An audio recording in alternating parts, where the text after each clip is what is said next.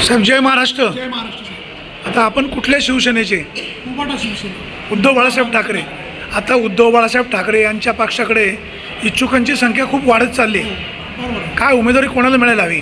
Balasaheb Thackeray Balasaheb Dangade ticket मिळालं पाहिजे. कारण बाळासाहेब दांगडे सर्व तळागाळात पहिल्यापासून त्यांनी वाढवले आणि नारगावात शाखा सगळीकडे शाखा त्यांनी वाढवल्या.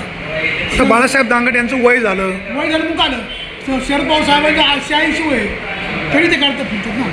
बाळासाहेब वय 71 वय. बाळासाहेब दांगटच का, इतर का नको? बाळासाहेब दांगडे सर्व ठिकाणी चालणार आहेत आणि सगळी ज्येष्ठ शिवसैनिक सगळे एकत्र येऊन कामं करणार, ग्राउंड लेवलला पाळणार आहेत. आता नारायणगावचे माजी लोकनियुक्त सरपंच, विद्यमान उपसरपंच हे सुद्धा चर्चा सुरू आहे की आमदारकी लढवायची. ते त्यांना मागायचा अधिकार ते मागतील, पण आमची मागणी फक्त दांगड साहेबच पाहिजे. म्हणजे दांगट साहेबांना उमेदवारी मिळाली तरच विजय सोपा. सोपा एकदम सोपा होऊ शकतो. आता तुमचे तालुका प्रमुख इच्छुक आहे, संभाजीराजे इच्छुक आहे, शरद चौधरींचं नाव येतं. मत आहे की दांगड साहेब सोडून कोण चालणार नाही. काय महाराज तुम्हाला काय वाटतंय? त्यांनी सांगितलं तेच बरोबर आहे. नाही ते काय म्हणले? आणि दांगड साहेबांनी 10 वर्ष आणि साहेबांनी प्रत्येक ठिकाणी शाखा वाढवल्या. साहेब गेल्यानंतर शाखा बरखास्त झाली. एका ठिकाणी नवीन शाखा दाखवून द्या. पक्ष वाढवला कोणी काय? साहेब गेल्यानंतर पक्ष जागा थांबला. ओतूरला जो मेळावा झाला तुम्ही म्हणाले संभाजी तांबेंना उमेदवारी द्यायला पाहिजे.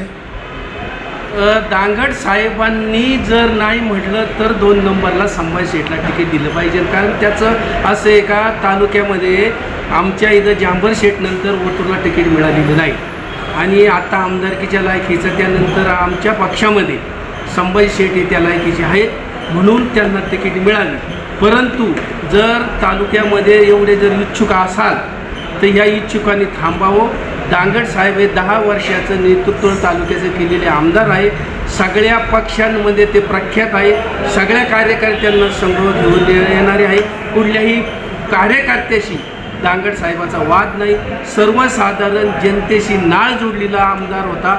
म्हणून जर खऱ्या अर्थानं आघाडीचा आमदार निवडून यावा असं वाटत असेल तर याला कारण दांगड साहेबांना तिकीट मिळाली तरच आघाडीचा आमदार होऊ शकतो आणि म्हणून दांगड साहेबाला तिकीट मिळाली. आणि महाराष्ट्राला भारताला स्वातंत्र्य मिळाल्यापासून आत्तापर्यंत वळसे पाटील मंत्री असल्यामुळं जुन्नर तालुक्याला काहीच न्याय मिळालेले नाही आणि म्हणून जर आघाडीची सत्ता आली तर ह्या वेळेस जुन्नर तालुक्याला लाल दिव्याची गाडी 100% मिळेल. त्याच्यासाठी तालुक्याचा विकास होण्यासाठी आणि जुन्नर तालुक्याला लाल दिवा मिळण्यासाठी खऱ्या अर्थाने दांगड साहेबांची गरज आहे. म्हणून त्यांना तिकीट मिळावी अशी आमच्या सर्वांची. बाळासाहेब दांगट सिनियर असल्यामुळे दांगड साहेब सगळ्यात सिनियर आहेत, अनुभवी आहेत आणि जे सर्व जुने शिवसैनिक घरात बसलेले आहेत कार्यकर्ते ते सगळे बाहेर एका मुखाने पडतील. जुने नव्यांचा मेळ बसत आणि 100% दांगड साहेब आमदार झाल्याशिवाय राहणार नाही. नुसते आमदार नाही तर ठाकरे फॅमिलीचं म्हणणं आहे की दांगड कुटुंबियावर आत्तापर्यंत आमच्याकडून अन्याय झाला. ह्या वेळेस तो अन्याय आम्ही दूर करण्यासाठी जुन्नर तालुक्याला लाल दिवा देणार आहेत आणि भारताला स्वातंत्र्य मिळाल्यापासून तालुक्याला लाल दिवा मिळालेला नाही. बाकीच्यांचे काही गणित असतील स्वार्थासाठी, दांगड साहेब माणूस स्वार्थी नाही, निस्वार्थी सर्व जनतेची सेवा करणार आहे. दुसरी गोष्ट त्यांना कुणाही डाग लागलेला नाही. 10 वर्षात आमदारकी असताना बुवा इथं हप्ते खाले तिथं हप्ते खाले असं दाखवून द्यावा. चंद्राला तरी डाग नाही. बाळासाहेब दांगट यांनी कुठे हप्ते घेतले नाही म्हणजे बाकीच्या आमदारांनी घेतले किंवा घेतात असा अर्थ होतो. ते जनतेला माहिती आहे काय चालतं ते हप्त्याशिवाय. बाळासाहेब दांगटांनी काय केलं नाही हे जनतेला माहीत नाही, तुम्हालाच माहिती आहे. जनतेला माहिती आहे म्हणून तर ते आमदार होणार आहेत ना. अच्छा अच्छा. जनतेला माहिती आहे सर्वसाधारण माणसाचं काम करणारा, टक्केवारी न घेणारा आमदार तालुक्यात एवढाच. बाकीच्या आमदारांनी काय केले जनतेला माहिती आहे, अधिकाऱ्यांना माहिती आहे. कुठल्या अधिकाऱ्याला विचारा तुम्ही दांगड साहेबांनी 10 वर्षात तुम्हाला त्रास दिला का? आणि तालुक्याचे आमदार कोण पाहिजे? सर्व जनतेचा असणारा आमदार दांगड साहेब आहे म्हणून त्यांना तिकीट मिळावी. आणि त्यांना तिकीट मिळाली जर आघाडीची सत्ता आली तर जुन्नरला लाल दिवा मिळत आणि आमच्या कार्यकर्त्यांचे पाठ भेटतील एवढीच आमची सर्वांची इच्छा आहे. वारकरी संप्रदायाच्या वतीनं मी जुन्नर तालुक्यात सर्वे केलेला असून 15,000 वारकरी दांगड साहेबांच्या पाठीमागे एक मुखाने उभे राहतील एवढा आत्मविश्वास सांगतो.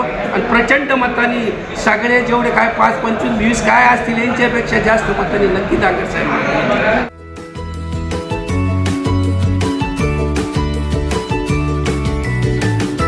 बातम्या शेतीच्या,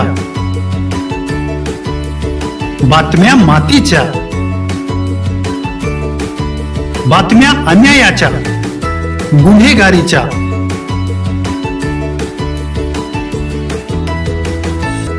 राजकारणाच्या आणि समाजकारणाच्या, शोषणाविरुद्ध बुलंद आवाज, जनसामान्यांच्या हुंकाराची गाज, सत्कार्याला प्रोत्साहन, दुष्कृत्याला अनुशासन, निर्भीड, निस्पृह, सडेतोड, बेधडक आणि रोखठोक म्हणजेच विघ्नहर टाइम्स. शोध बातमीचा, ध्यास सत्याचा. आपलं चॅनल, आपली बातमी. सबस्क्राईब तर कराच, पण बेल आयकॉनवर क्लिक करायलाही विसरू नका.